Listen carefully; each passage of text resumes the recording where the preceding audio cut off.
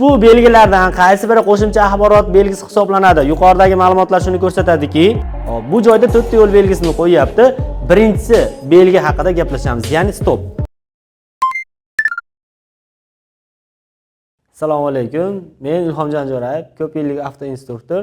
Hozir sizlar bilan imtihonda yangi qo'shilgan savollarni ko'rib chiqamiz. Xo'p, imtihonda yangi qo'shilgan savol quyidagicha. Ushbu belgilardan qaysi biri qo'shimcha axborot belgisi hisoblanadi? Hop, bu joyda 4 ta yo'l belgisini qo'yapti.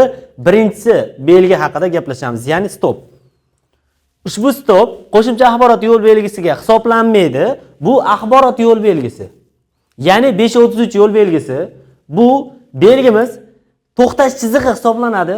Ya'ni svetoforga 5-20 metr yetmasdan yoki bevosita svetoforga va tartibga soluvchining taqiqlovchi ishorasida to'xtash joyini bildiruvchi belgi. Hop, keyingi yo'l belgimiz bu qo'shimcha axborot yo'l belgisi hisoblanadi.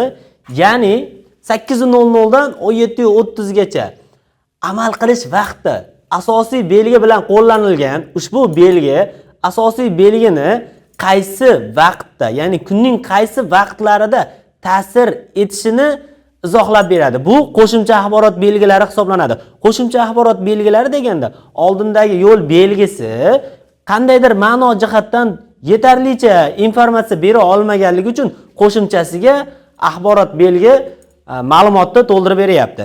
Keyingi yo'l belgimiz hop, ta'sir oralig'i.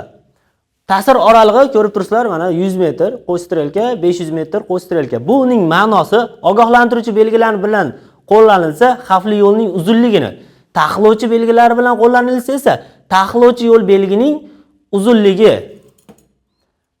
axborot belgilari bilan qo'llanilsa esa axborot yo'l belgisining ta'siri qancha uzoqlikda amalga oshirilayotganligi haqida ma'lumot beradi. Xo'p, bu savolimiz ham bor. Parkovka nogironlar uchun shu joydan 100 metrgacha amal qiladi degan yo'l belgimizni sizlarda yodlanga solyapti. Xo'p, keyingi belgimiz aholi punkti, ya'ni Qarshi. Ushbu yo'l belgimiz 522 yo'l belgisi hisoblanadi.